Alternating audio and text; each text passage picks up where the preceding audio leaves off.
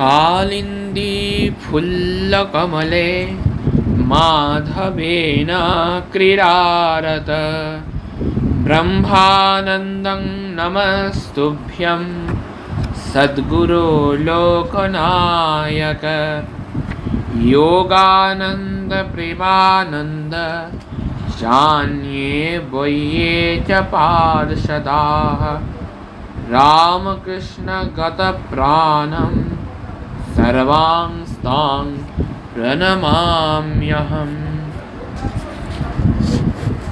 সবাইকে প্রতিদিনের চিন্তা ও প্রার্থনার ধারাবাহিক অনুষ্ঠানের আজকের পর্বে স্বাগত জানাচ্ছি।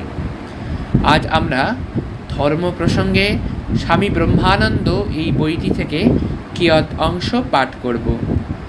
আজকে পাঠের অংশটি স্থান রামকৃষ্ণ মিশন সেবাশ্রম, কনকহল, হরিদ্বার, সালটি 1912।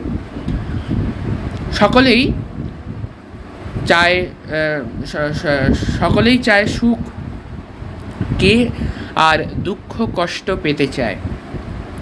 সুখ কোথা থেকে পাবে? সকল সুখের মূল ভগবানকে দূরে ঠেলে রেখে কতগুলো বাজে জিনিসের পেছনে দৌড়ালে কি সুখ পাওয়া যায়? তিনি কত রকম খেলনা দিয়ে ভুলিয়ে রেখেছেন, সেগুলিকে দূরে ছুঁড়ে ফেলে দিয়ে তাকে ডাকো, তিনি দৌড়ে এসে কোলে তুলে নেবেন। খেলনা চাও, খেলনা পাবে, তাকে চাও, তাকে পাবে। এটাই একটাকে ফেলে দিতেই হবে। খেলা তো অনেক বার হয়েছে, এবার খেলা ফেলে মাকে ডাকো। দেখো না, যে ছেলেটা খেলা ভালোবাসে, মা তাকে খেলনা দিয়ে ভুলিয়ে রাখে। আর যে ছেলেটা খেলনা ভালোবাসে না, খেলতেও চায় না, মা তাকে সর্বদা কাছে কাছে রাখে, কোলে করে বেড়ান। মার কোলে থাকার কত মজা, কত আনন্দ। যে মার কোলে থাকে সেই তো জানে। যে ছেলেটা খেলা নিয়ে ভুলে থাকে, সে মার কাছ থেকে শুধু খেলনাই পায়। খেলনা কিন্তু নানা অনর্থের সৃষ্টি করে। কখনো হয়তো হাত থেকে পড়ে ভেঙে গেল, কখনো বা ওই নিয়ে খেলুড়ের সঙ্গে ঝগড়া হলো, সে হয়তো দুটো চর বসিয়ে দিলে। এই রকমে নানা দুঃখ কষ্ট পেতে হয়। যে ছেলেটা মার কোলে থেকে তার এসব ভাবনা থাকে না, সে জানে আমার যখন যা দরকার মাই সব দেবেন। আমরা দেখি এটি হচ্ছে মায়াবৃত্ত। এই জগৎ যে বলা হচ্ছে জগৎ মিথ্যা, এই জগৎ হচ্ছে মায়ায় ঢাকা, মহামায়ার মায়া। এই সব কিছুই হচ্ছে মহামায়ার মায়া। যে সেই মায়াটা বুঝতে পেরে ভগবতীর শরণাগত হবে। যেমন ঠাকুরের জীবন আমরা দেখতে পারি, ঠাকুর ওই মায়াটা বুঝতে পেরেছিলেন এবং ঠাকুর ভগবতীর শরণাগত হয়েছিলেন। তাই জন্য সদা সর্বদা ঠাকুর ব্রহ্মময়ী মায়ের কোলেতে সবসময় স্থান পেয়েছেন। আর কিছু চিন্তা করতে হয়নি।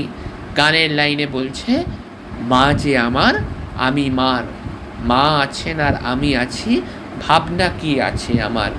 আমাদের সেই অবস্থাটা চাই, যেখানে আমাদের মধ্যে শুধু একটাই ভাবনা থাকতে হবে যে মা আছেন আর আমি আছি, ভাবনা কি আছে আমার। আমাদের সত্যি ভাবনা থাকা উচিত নয়। এই যে খেলার কথা বলছে, খেলার অর্থ হচ্ছে যে ওই কামিনী কাঞ্চন, মানে ভগবানকে ছেড়ে বাকি সব কিছুতে যদি আমাদের মন থাকে, তাহলে ভগবান সেইগুলোই দেয়। ভগবান সেই অনুযায়ী তার সব কিছু সেট করে। যদি ঈশ্বর থেকে দূরে যেতে চায়, তাহলে সে তাকে ঈশ্বর থেকে আরও দূরে ঠেলে দেয়। এটা ওই মায়ার বশবর্তী হয়ে সেই কাজগুলি করে। কিন্তু আবার যদি কেউ মা বলে মায়ের উপরে পূর্ণ বিশ্বাস রাখে, শুধু ওই মানে মনে এক মুখে এক তা নয়, কিন্তু মন প্রাণ ঢেলে যদি ঈশ্বরের প্রতি সে শরণাগতি আনতে পারে, তাহলে কিন্তু তার বিপরীত, অর্থাৎ মা সর্বদা সব সময় ছেলের সুখ দুঃখের কথা ভাববে এবং দুঃখের সময় অবশ্যই কোনো না কোনোভাবে সাহায্য করবে। সেই ছেলেকে কোনোদিন কষ্টে রাখতে পারেন না। জননী, আমরা যদি মায়ের জীবনী পড়ি, আমরা দেখব মা কোনোদিন তার সন্তানদের কোনো রকম কষ্টে দেখতে পারতেন না। এগুলি আমরা মায়ের জীবনী পড়ে আমরা দেখতে পারি, মায়ের কথা পড়ে বা মায়ের বইগুলি পড়ে আমরা জানতে পারি। তাই জন্য এখানে বলা হচ্ছে যে ছেলেটি মায়ের কোলে থাকবে তার এসব ভাবনা থাকে না।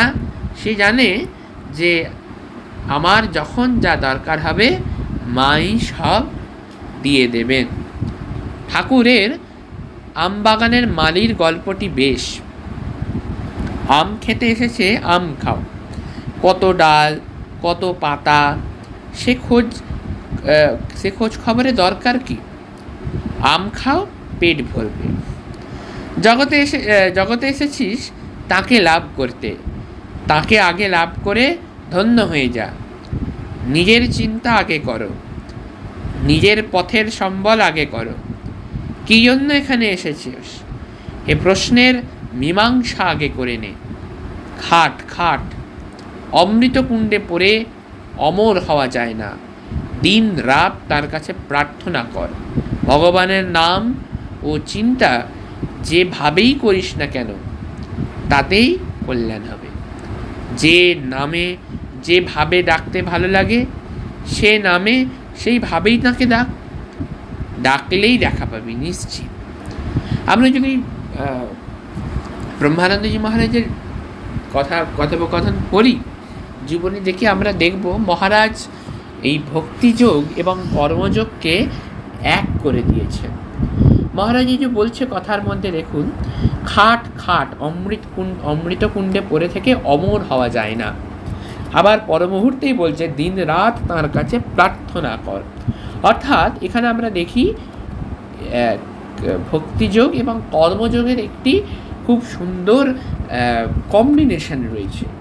এত সুন্দর কম্বিনেশন যেখানে আমরা কর্মযোগ করছি আবার তার সঙ্গে ভক্তিযোগও করছি, এইটা। এবং তিনি বলছেন যে ডাকলেই দেখা পাবি, নিশ্চিত দেখা পাবি। ভগবানকে ডাকতে হবে এবং সে ডাকার পদ্ধতি কি, কথামৃত পড়লে আমরা জানতে পারবো। ঠাকুর খুব সুন্দর করে বলে গেছে, সর্বপ্রথম না হং তু হুং। ওই একটাই মন্ত্র যেটা আমাদের মধ্যে রাখা উচিত, ইনকালকেট করা উচিত। না হং আমি নই, তু হুং ঈশ্বরই সব। অর্থাৎ ঈশ্বরে পূর্ণ শরণাগতি আনতে হবে, তবেই বাকি সব কিছু হয়ে যাবে। পার্বতী মহাদেবকে জিজ্ঞাসা করেছিলেন, ঠাকুর সচ্চিদানন্দ রূপেই খেই কোথায়? সচ্চিদানন্দ রূপের খেই কোথায়? মহাদেব বললেন, বিশ্বাস। তোদের তো রাস্তা ধরিয়ে দেওয়া আছে, বিশ্বাসের সহিত সাধন কর। অমূল্য জিনিস পেয়েছিস, উঠে পড়ে লাগ, কালচার কর, অনুশীলন কর। এইভাবে সাধন করব।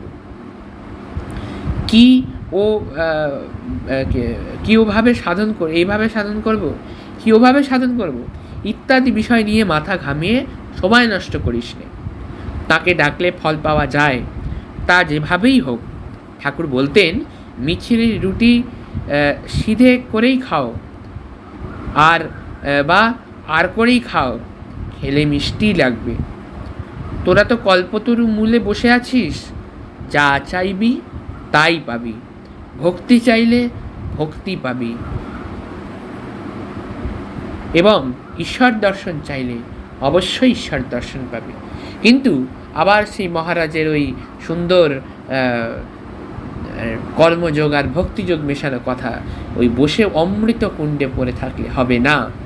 অমৃত কুণ্ডে পড়ে অমর হওয়া যায় না, খাটতে হবে, ঈশ্বরকে ডাকতে হবে। বসে বসে শুধু ভেবে যাবো যে ঈশ্বরকে ডাকবো, ওরকম করে হবে না। বাবা এরকম করে হবে না যে আমি একদিন সারাদিন বসে বসে শুধু ঈশ্বরকে ডেকে গেলাম, পরের দিন ভাবলাম ঈশ্বর দেখা দেবে, তাও নয়।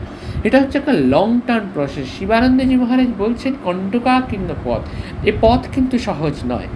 এ পথ যদি আমরা ভাবি আজ থেকে আমরা ডাকা শুরু, মানে আজকে আমি ডাকা শুরু করবো, আমি কালকেই দর্শন পেয়ে যাব, তা নয়। হয়তো সেই দেখব জীবনের শেষ মুহূর্তে গিয়ে একটি ছোট্ট অনুভূতি পাচ্ছি আমরা ভগবানের, যে মাসি লীলা, মায়ের লীলা, সেটা আমরা বুঝতে পারবো না। হয়তো সেই ছোট্ট অনুভূতির জন্যই আমরা এতদিন তপস্যা করেছি, কিন্তু করে যেতে হবে, স্টার্ট করতে হবে, এই কণ্টকাকীর্ণ পথকে উত্তীর্ণ করতে হবে।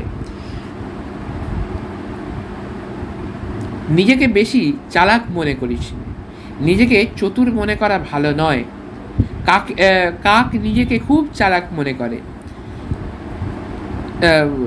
মনে করে বিষ্ঠা খেয়ে মরে।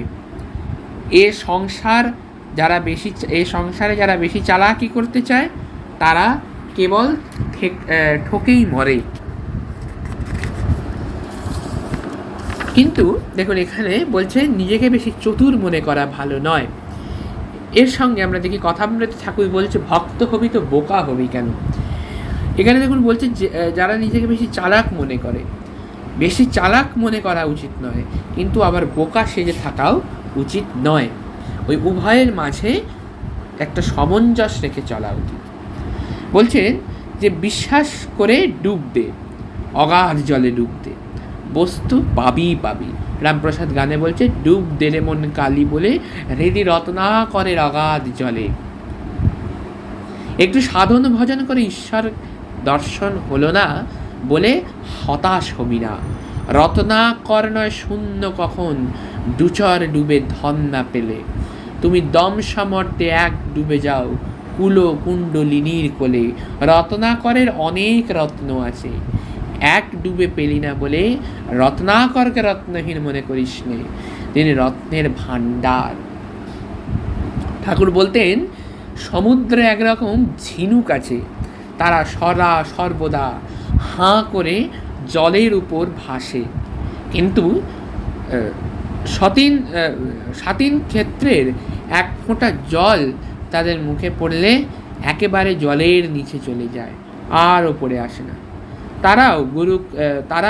তোরাও গুরু কৃপারূপ এক ফোঁটা জল যা পেয়েছিস তা নিয়ে এখন সাধনার অগাধ জলে ডুবে যা, অন্যদিকে আর তাকাসনি। ধৈর্য ধরে সাধনা করতে থাক, যথাসময়ে তার কৃপা তোর ওপর হবেই হবে। কোনো ধনী লোকের কাছে যেতে হলে যেমন সিপাহী শান্তি অনেক খোসামত করতে হয়, তেমনি ঈশ্বরের কাছে যেতে হলে অনেক সাধন ভজন ও সৎসঙ্গ করতে হয়। তাকে আপনার হতে আপনার জেনে জানতে হয়, তবে তার দর্শন পাওয়া যায়। তার কৃপা পাওয়ার জন্য সরল শিশুর মতন ব্যাকুল হয়ে কাঁদতে হয়। ছেলের কান্না শুনলে মা কি আর থাকতে পারেন? তিনিও সেই রকম দৌড়ে আসেন। যেমন আমরা দেখি গিরিশ ঘোষের জীবনে, তিনি দুর্গাপুজোর সময় মাকে আমন্ত্রিত করেছিলেন সন্ধি পুজোয়। মায়ের শরীর খারাপ, আসতে পারবেন না জেনে খুব মর্মাহত হয়ে পড়েছিল। তিনি ভেবেছিলেন যে মায়ের জন্য এই দুর্গা পুজো আয়োজন, সেই শক্তি যদি না আসে তাহলে আর পুজোর অর্থ কি? তিনি ব্যাকুল হয়ে কেঁদেছিলেন। মা কিন্তু তার ছেলের কান্না শুনে থাকতে পারেননি। তিনি ওই অসুস্থ অবস্থাতেও গিরিশ ঘোষের বাড়ি সেদিন সন্ধি পুজোর সময় গেছিলেন। এবং এটিও একটি দর্শন।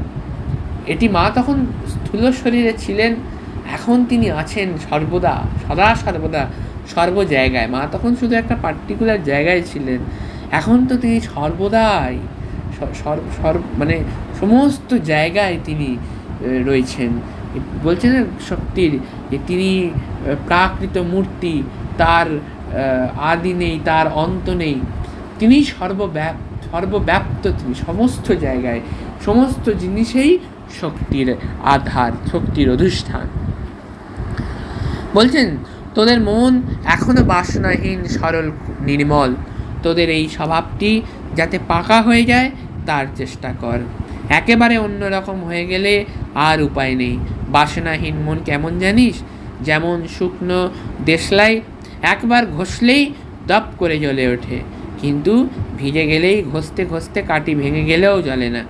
তেমনি মন একবার অন্যরকম ছাপ মনে একবার অন্যরকম ছাপ পড়লে শত চেষ্টাতেও তা নষ্ট হওয়া যায় না। আজ এতটাই। আমাদের পাঠে আমাদের আজকের পর্ব এখানেই সমাপ্ত করব। ওম কালিন্দী ফুল্ল কমলে মাধবেন ক্রীড়ারত ব্রহ্মানন্দং নমস্তুভ্যং সদ্গুরু লোকনায়ক। নমস্কার।